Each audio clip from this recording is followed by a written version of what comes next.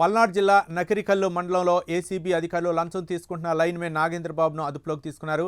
ఒక రైతు నుంచి వ్యవసాయ విద్యుత్ కనెక్షన్ కొరకు 70,000 రూపాయల లైన్మెన్ డిమాండ్ చేశాడు. ఇక ACB additional SP Mahendra Mathe ఆధ్వర్యంలో లైన్మెన్ లంచం తీసుకుంటుండగా పట్టుకున్నారు.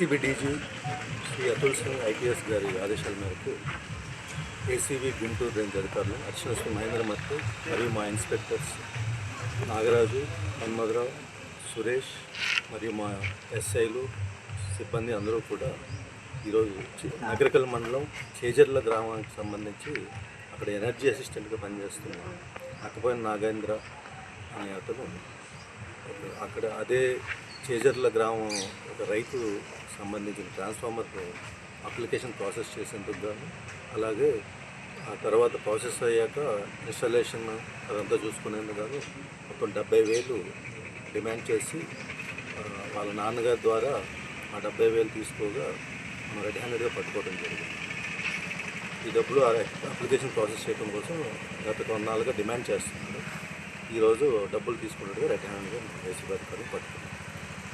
అదేవిధంగా ఈ పల్నాడు జిల్లా కానీ స్టేట్లో ఎక్కడైనా కూడా మనకి అవినీతికి సంబంధించి ఏ కంప్లైంట్ ఉన్నా కూడా టోల్ ఫ్రీ నెంబర్ 1064 కాల్ చేసి మీకు తెలియజేయండి.